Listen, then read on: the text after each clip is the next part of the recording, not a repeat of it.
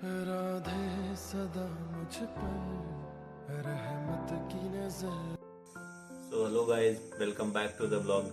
और आज का ब्लॉग कुछ खास स्पेशल नहीं है, लेकिन आज ज्योति का एग्जाम था RRBPO मेंस का। तो हम लोग एग्जाम देकर आ गए और आज काफ़ी हेक्टिक रहा शेड्यूल, तो इसलिए हमने कुछ रिकॉर्ड नहीं किया था। लेकिन एनालिसिस जो था एग्जाम का, बहुत लोगों ने पूछा था कि जैसा भी आपका एग्जाम हो, और आप लोगों को भी ये जानना था कि कैसा हुआ एग्जाम, क्योंकि प्री तो दादाजी की कृपा से काफ़ी अच्छा हुआ था। तो प्री के बेसिस पर मेंस भी इसने अच्छे से अटेम्प्ट किया ही होगा।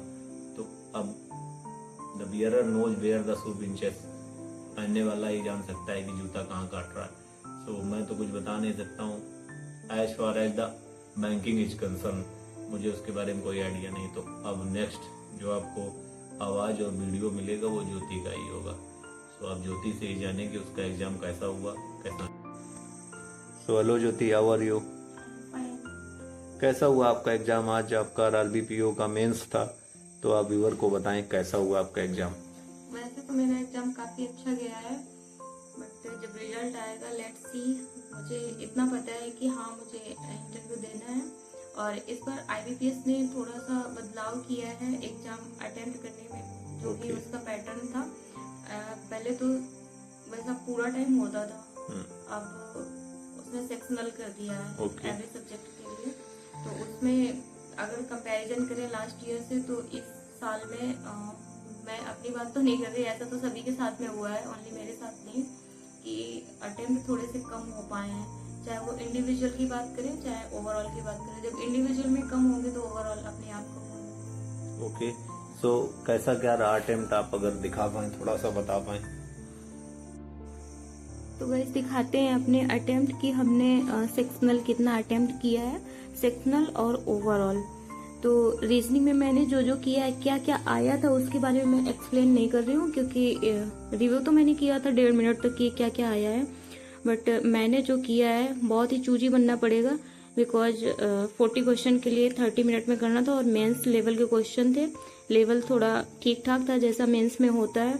तो रीजनिंग में मैंने 2 पजल किया था 5-5 नंबर की, तो 10 नंबर हो गए।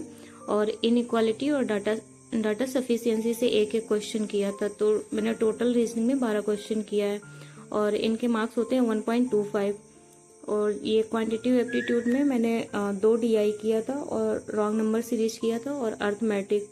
तो अगर टोटल की बात करें इसमें क्वांटिटिव एप्टीट्यूड में, तो इसमें मैंने 15 क्वेश्चन किया था। इसका भी सेम वेटेज है, जैसा रीजनिंग में होता है 1.25, वैसे ही क्वांटिटिव एप्टीट्यूड में भी है। अब जनरल अवेयरनेस की बात करें तो भाई इस बार का बहुत ही अनएक्सपेक्टेड आया था।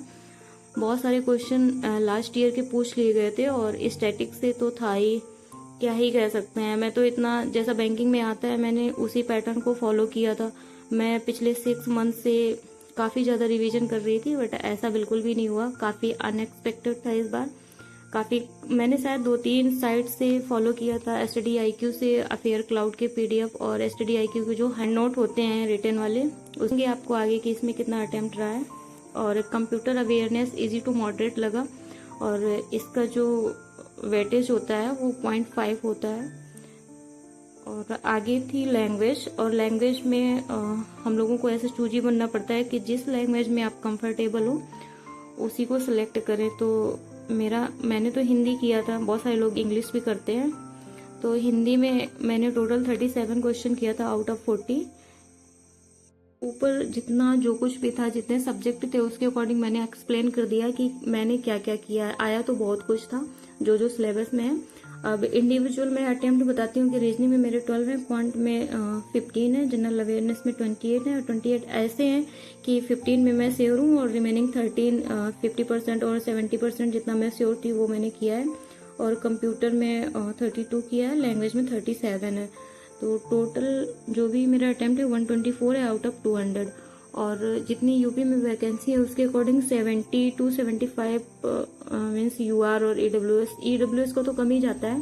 ये मैं UR का बता रही हूँ कि मैक्सिमम इतना कट ऑफ जाएगा। और मुझे इतना तो श्योर हूँ मैं कि मुझे इंटरव्यू देना है, और इसका इंटरव्यू शेड्यूल होगा शायद नवंबर के मंथ में, नवंबर या लास्ट अक्टूबर तक। तो गाइस जो भी बैंकिंग एस्पायरेंट हैं जिनका जैसा भी एग्जाम हुआ है तो वो अपने जैसे अटेम्प्ट किए हों जिस सेक्शन में, तो प्लीज अपने कमेंट करें, तो मैं भी देखूंगी कि कैसा गया है सबका एग्जाम।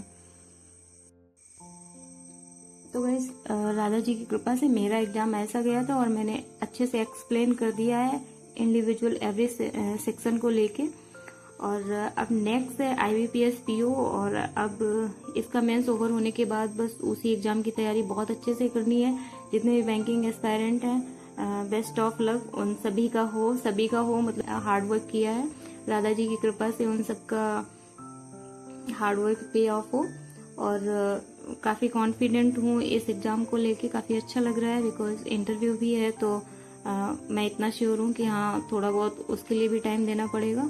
और साथ ही साथ IBPS PO चलेगा, तो आप लोग भी, अब मेरा तो कल से IBPS PO का मॉक भी शुरू हो जाएगा, तो अब उसको जी जान से करते, और आप लोग भी बहुत अच्छे से करते रहे मेहनत, क्योंकि अब सारे बैंकिंग एग्जाम लाइंड अप हैं, तो इस साल भाई कोई ना कोई जॉब तो लेनी ही है राधा जी की कृपा से। तो let's see, and once again good luck to all of you, thank you. तो गाइज आपने देखा ज्योति ने अपना रिव्यू दे दिया है, कैसा आपको लगा ये review? Because she is a banking aspirant, तो वो अपने अकॉर्डिंग रिव्यू देगी, बिकॉज मैं तो उसमें घुस नहीं सकता हूँ बीच में, जैसे ये मेरे काम में नहीं घुसती है उतना ज़्यादा, तो मैं भी उतना डीप एनालिसिस तो आपको दे नहीं सकता था। तो इसीलिए जिसका काम उसी को साझे, इसलिए उसने अपना रिव्यू दिया है, और हम लोग अपना वीडियो को एडिट करेंगे, अपलोड करेंगे, और मिलते हैं आपको नेक्स्ट ब्लॉग में। Till then take care, bye bye, और ऐसे ही अपना प्यार और सपोर्ट बनाए रखें। जय श्री राधा।